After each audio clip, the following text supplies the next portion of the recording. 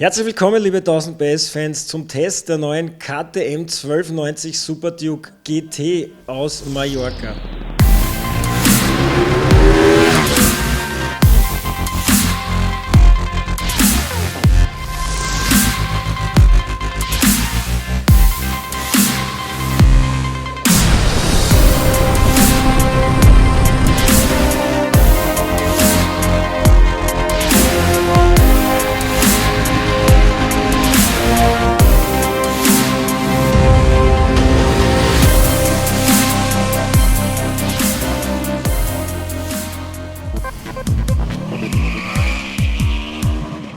Wie ihr sicher alle erkannt habt, ich bin nicht in Mallorca, nicht mehr.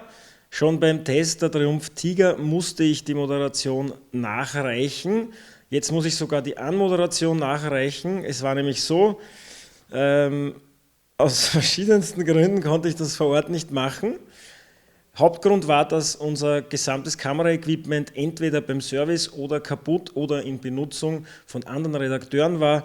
Ich habe nichts mitnehmen können, außer die GoPros, und deswegen jetzt hier das Resümee, Fazit zur Super Duke GT. So, meine lieben 1000 PS-Fans, die erste Testfahrt mit der KTM 1290 Super Duke GT in Mallorca, wieder kommentiert live aus dem Helm.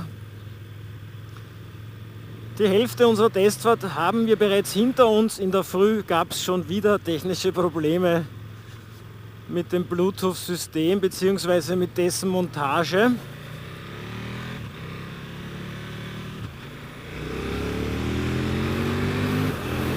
Aber jetzt funktioniert wieder alles sehr, sehr gut, hoffe ich, so wie die Super Duke GT.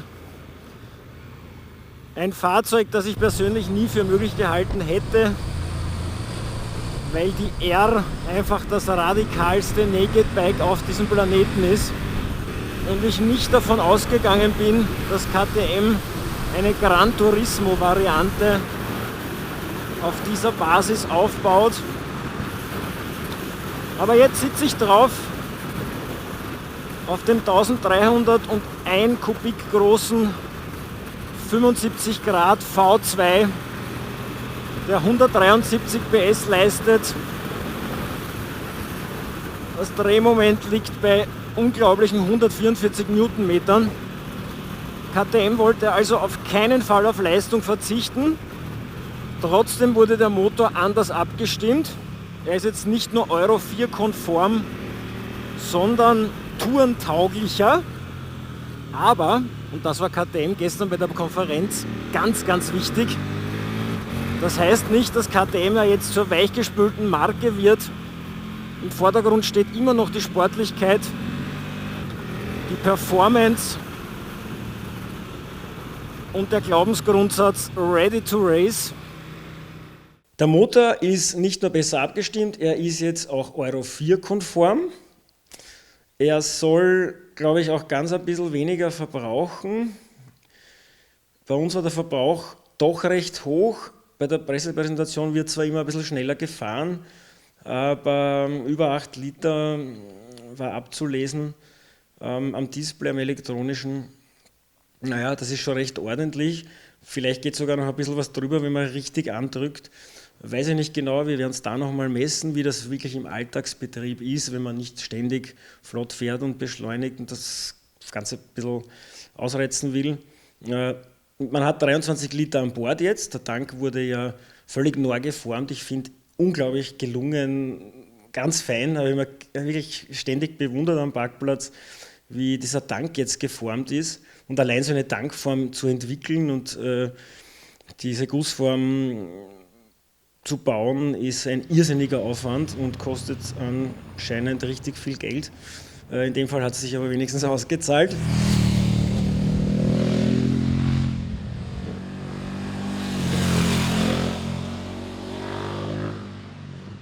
Was haben wir noch alles an Bord? Auch ein kleiner Kratzer vielleicht. Heizgriffe, serienmäßig, allerdings mit diesen Kabeln außen geführt. Ich finde, das schaut immer ein bisschen billig aus. Ein bisschen schade, dieses Kabel wandert auch mit, also beim Gasgriff bewegt sich dann dieses Kabel mit. Finde ich ein bisschen schade. Noch ein kleines Feature, Tempomat. Gut, Tempomat ist, glaube ich, ein geschützter Begriff. Geschwindigkeitsfahrregler, automatischer oder elektronischer Geschwindigkeitsfahrregler, auch mit an Bord, wenn man zum Beispiel wie bei uns von Wien einmal bis nach Kärnten oder Südtirol oder Tirol fahren muss, um dort sich der Kurven zu erfreuen, dann schaltet man das auf der Autobahn halt auch gerne mal ein. Beheizte Sitze gibt es allerdings nur gegen Aufpreis. Und was es auch gibt, und das finde ich ein bisschen schade, dass das nicht elektrisch funktioniert, ist ein verstellbares Windschild. Das wird mechanisch verstellt, einfach nur aus Fahrersicht drücken, hochziehen oder runterschieben und dann rastet das wieder ein. Ich finde, es ist ein bisschen mühsam und es wirkt nicht so hochwertig. Es passt irgendwie nicht zum Gesamtcharakter des Motorrads, das einfach sehr schön verarbeitet ist, unglaublich großzügig ausgestattet. Da habe ich dann so ein mechanisches Windschild, das passt für mich vielleicht eher auf irgendein spartanischeres Modell, auf eine kleine Enduro vielleicht, auf einen Einzylinder oder so, aber nicht auf dieses doch luxuriöse Fahrzeug. Elektronisch ist auch die GT umfangreich ausgestattet. Kombiniertes ABS, Kurven-ABS, Traktionskontrolle, semi-aktives Fahrwerk, verschiedene Riding Modes, alles intuitiv über das Menü einzustellen. Teilweise nicht während der Fahrt, im Fall der Traktionskontrolle und ABS. Das wäre zu gefährlich, wenn man das alles während der Fahrt einstellen könnte. Aber ich kann zum Beispiel das Fahrwerk anpassen, komfortabel bis sportlich. Und zwar unabhängig vom Riding Mode. Ich kann also auch sportlich fahren und trotzdem mehr Komfort verlangen vom Fahrwerk. Man hat immer Druck, auch bei 140 jetzt, im 5. oder 6. Das Drehmoment ist eine Sensation.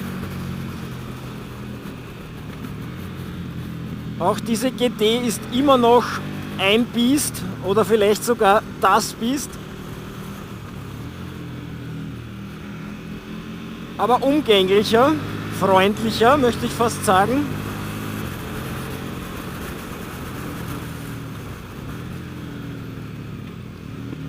Und wie man am Vordermann sieht, wenn ihr da an der Navigationsmontage vorbeischaut, haben wir auch Koffer auf den Motorrädern, auf allen. Das Heck ist vorbereitet für die Koffermontage, man braucht also nicht extra noch irgendwelche Stäbe oder Gitter. Einfach drauf verriegeln und fertig. In den Koffern kann man sogar Vollvisierhelme verstauen.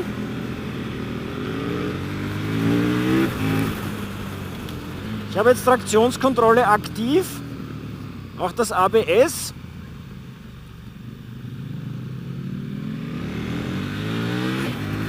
Ich sehe auch immer wieder das kleine Lichtchen aufblitzen. Straßen sind jetzt nicht optimal.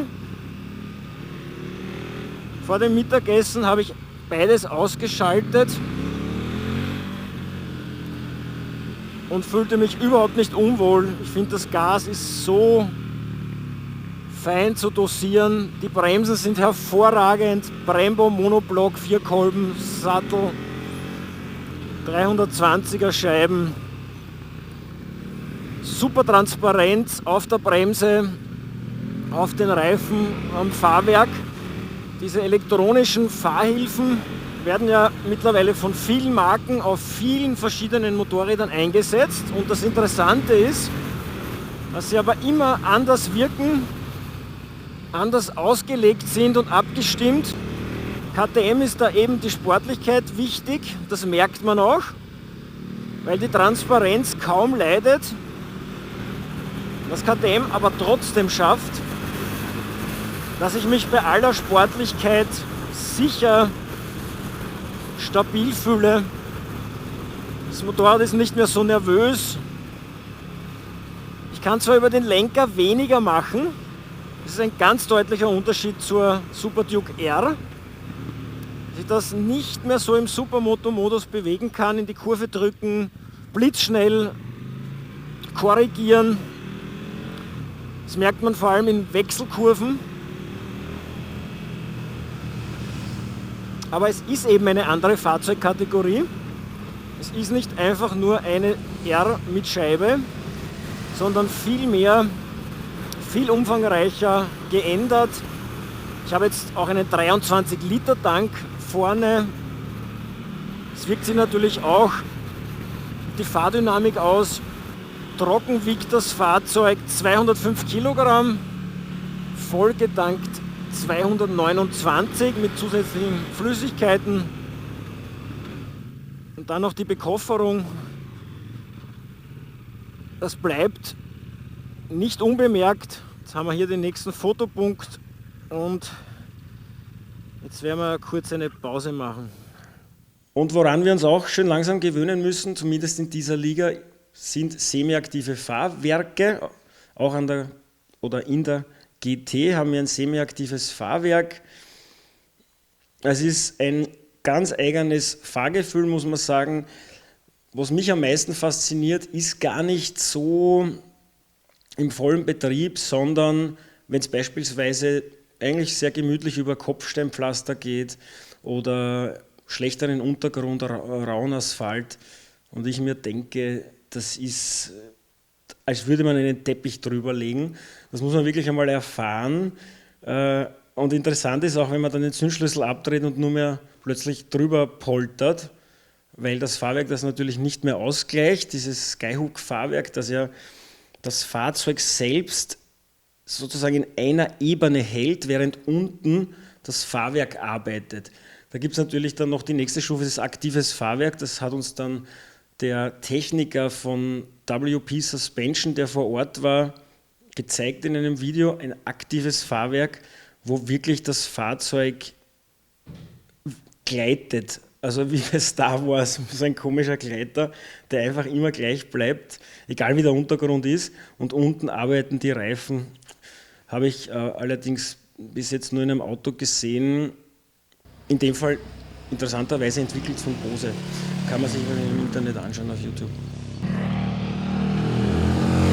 In der GT ist es auf jeden Fall ein ganz großer Gewinn, besonders weil dieses Motorrad ja diese zwei Seelen in sich vereint. Einerseits ein Alltagsmotorrad, ein Langstreckenmotorrad und auf der anderen Seite doch noch dieser Kern der Super Duke R, des vielleicht radikalsten Naked Bikes, das wir haben, oder brutalsten, ich weiß, es soll nicht negativ klingen, sondern positiv, spektakulär, brachial, wird ja auch The Beast genannt und genau das ist das Ganze noch innen drinnen, ein bisschen sanfter, umgänglicher, für mich auch, also zugänglicher und mit mehr Nutzen. Man kann mehr rausholen für sich, auch wenn man jetzt nicht der Top-Fahrer ist. Ich finde, die R ist halt, verlangt wirklich jemanden, der weiß, wie man mit einem Motorrad umgeht, besonders auf der Rennstrecke. Da geht es dann auch darum, dass jemand weiß, wie man ein Fahrwerk einstellt und abstimmt und ein Fahrzeug herrichtet für die Rennstrecke. Aber die GT ist einfach was, da setzt man sich drauf und fühlt sich wohl. Man muss nicht immer alle Karten auf den Tisch legen, man muss nicht immer alle Pferdchen laufen lassen und hat trotzdem Spaß. Aber es ist immer noch was drinnen im Motor. Das haben wir zumindest in Mallorca festgestellt. Da hat es jetzt nicht so die weiten, schnellen Kurven oder die langen Geraden gegeben. Es ist immer noch ein Pferdchen drinnen im Motor. Das war echt, das war richtig geil. Also man braucht es nicht. Natürlich hat es diese Diskussionen wieder gegeben. Braucht man das? Reichen nicht, weiß nicht, 120 PS oder 115, wie es andere Hersteller jetzt machen. Fast so ein bisschen ein Downsizing. Stimmt, reichen tut das schon. Aber wenn da noch 50 PS im Motor sind oder 20 oder 10. Das ist einfach ein gutes Gefühl und die Elektronik hilft dabei, dass man es schwer hat, es zu übertreiben, sagen wir mal so. Es ist nicht unmöglich. Und ich bin immer ein großer Fan davon, dass man diese ganzen elektronischen Fahrhilfen abschalten kann. Allerdings, diesmal möchte ich die Empfehlung aussprechen, niemals das ABS abzuschalten. Und mit diesen Worten verabschiede ich mich von euch. Wenn es euch gefallen hat, schenkt mir einen Daumen hoch, abonniert unseren Kanal, schaut euch unsere anderen Videos an und hinterlasst uns bitte ein nettes, und zwar nur ein nettes Kommentar. Vielen Dank fürs Zuschauen.